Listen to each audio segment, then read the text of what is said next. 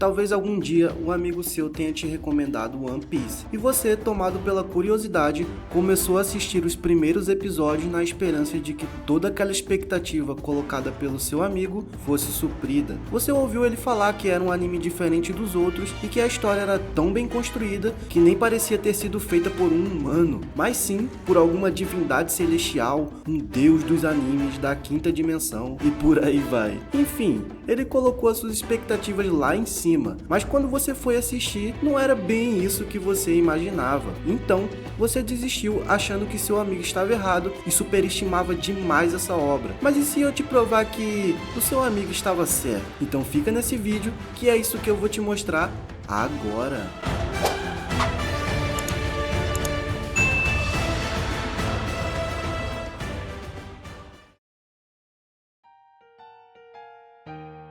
Antes de começar, eu quero deixar claro que eu vou citar aqui alguns pequenos acontecimentos da história, mas que não vai atrapalhar a sua experiência com o anime. De forma resumida, a história de One Piece é sobre um jovem pirata que, assim como outros, está em sua aventura à procura do tesouro lendário deixado pelo Rei dos Piratas. E quando ele descobrir onde está esse tesouro, ele mesmo se tornará o novo Rei dos Piratas. De início, parece ser um contexto muito interessante, mas uma coisa eu preciso concordar, que sim, o início de One Piece é muito arrastado e contém muitas partes desnecessárias que poderiam ser mais resumidas ou até mesmo cortadas do enredo, que não iria interferir em nada na história. E é justamente por causa disso que muitas pessoas acabam desistindo de acompanhar o anime logo no início. Uma ótima comparação que retrata esse mal que o One Piece sofre é se compararmos o início de One Piece com o início de Naruto. Diferente de One Piece, Naruto é uma obra que te prende desde o primeiro episódio. Ele entrega elementos que te geram uma identificação com aquele universo, o que o One Piece também faz, mas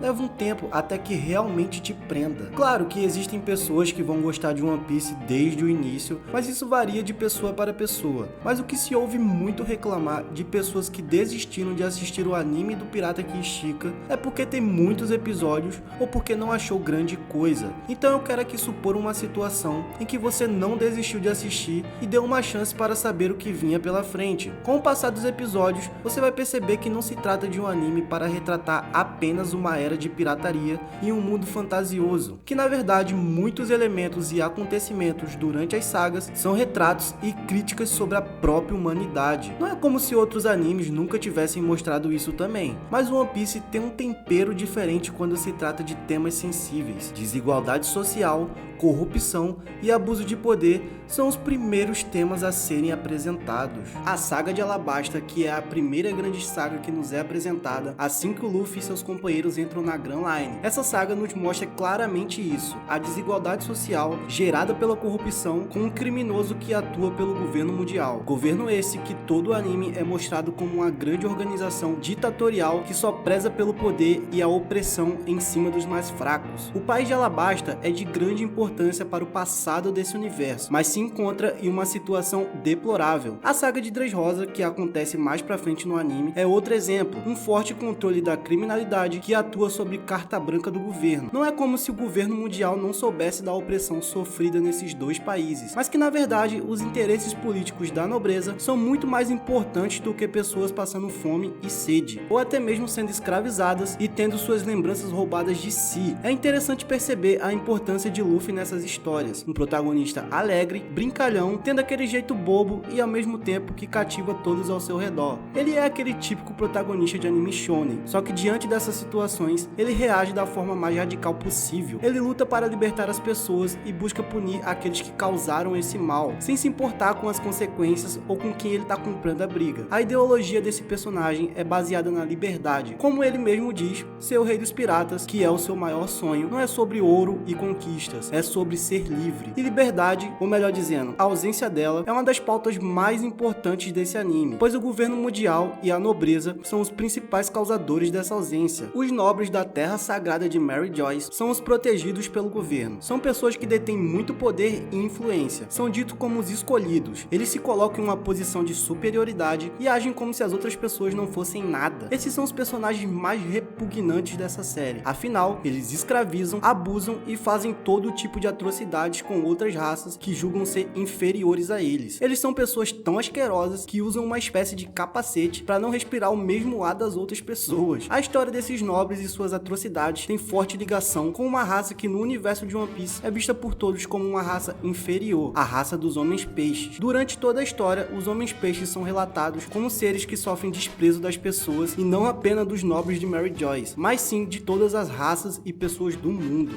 Qualquer semelhança com a realidade em One Piece não é mera coincidência. Mas enfim, voltando para a história dos homens-peixes, essa raça foi muito escravizada, comercializada pelos nobres, mas duas figuras dentro dessa história são muito importantes para enfatizar a luta contra o racismo. Mas eu não vou entrar muito em detalhe para não contar o que para mim é uma das histórias mais emocionantes dentro de One Piece, que é a luta dessa raça contra o racismo. Já o governo mundial, bom, até aqui você já percebeu que eles são os maiores vilões desse anime. Essa organização é regida por 5 anciãos e uma figura misteriosa que está acima de todos. O governo age sobre seus próprios interesses, mas se esconde atrás daquilo que eles chamam de justiça. Justiça é uma palavra que é o tempo inteiro questionada nessa obra. Almirantes e vice-almirantes do governo carregam essas palavras em suas costas, mas mesmo entre eles, essa justiça é mostrada de diferentes formas, o que nos faz refletir o que é realmente justiça, o que é o certo e o que é o errado, os fins e os meios. O One Piece deixa você refletir a respeito dessa questão e tirar suas próprias conclusões. Contudo, a real intenção do governo não é empregar uma justiça, é o controle absoluto e o poder mundial. Mas aí você pode estar se perguntando, eles já não possuem total controle? Na verdade não. Existe um equilíbrio de poder sobre o mundo e os piratas são os principais causadores dessa influência que é contra o governo. Como muitos já sabem, piratas são pessoas que atuam sobre seus ideais e fogem de qualquer coisa que os limitam. No universo de One Piece, isso não é diferente. Porém, nem todo pirata possui o mesmo senso de justiça. E novamente, o One Piece nos coloca sobre reflexão desse termo. Enquanto alguns piratas como Teach, o Barba Negra, não se importa com os meios utilizados para chegar em seus objetivos, Luffy, por outro lado, não está disposto a pisar na cabeça de qualquer um para alcançar suas metas. E existem piratas como, por exemplo, o Barba Branca, que nunca se importou com o poder, controle e conquistas. Na verdade, apenas queria formar uma família. Mas a grande maioria dos piratas dessa era moderna procura o tão cobiçado tesouro deixado pelo rei dos piratas. E esse é o maior medo do governo mundial, pois quem conquistar o tesouro, além de tudo, saberá toda a história do século perdido. Aí entramos em uma parte que pra mim é um dos maiores diferenciais desse anime. O século perdido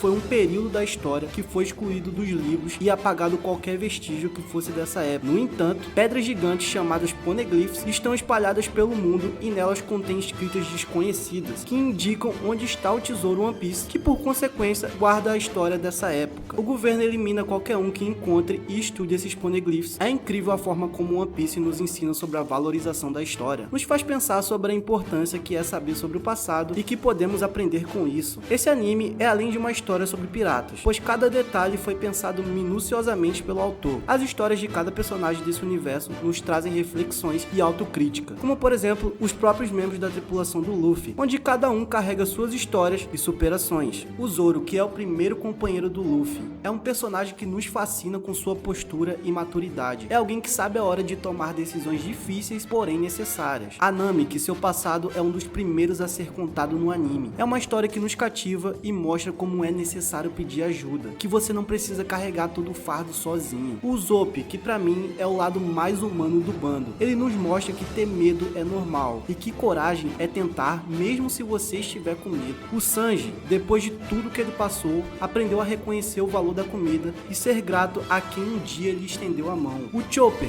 que seu enredo nos ensina que o real valor de alguém na nossa vida está nos momentos e que pra mim tem uma das melhores frases já ditas no anime, que as pessoas só morrem quando são esquecidas. A Nico Robin é daquelas personagens que nos diz que desacreditando de tudo, sempre podemos recomeçar e temos que nos agarrar a pessoas que verdadeiramente se importam conosco. O Frank, a sua história é sobre jamais negar quem você é e o que fez, que mesmo diante de algumas situações difíceis, seja fiel a quem acreditou em você. Brook, você só sabe o valor de alguém quando não tem mais, que é o real valor das pessoas na nossa vida e ser grato por isso. O Jinbe, que nos ensina que você não precisa ser igual a quem te fez mal e que não se cura intolerância e racismo com violência. Jamais seja igual a essas pessoas. E o Luffy? Bom, eu posso dizer que o Luffy é a representação da esperança. É um personagem que não tem medo de lutar pelo que acredita e que coloca a liberdade acima de tudo. É um personagem cômico que mesmo diante de algumas situações ainda sorri. Ele representa a luta contra a opressão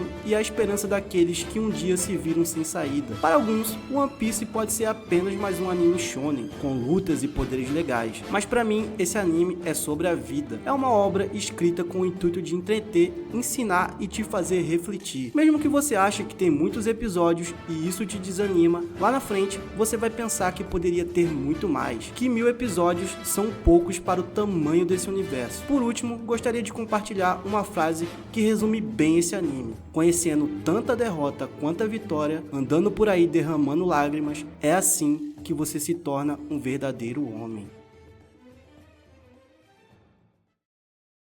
Se você assistiu o vídeo até aqui, comenta aí a sua opinião, não esqueça de deixar o like e se inscreva no canal para não perder os próximos vídeos. E é isso pessoal, valeu!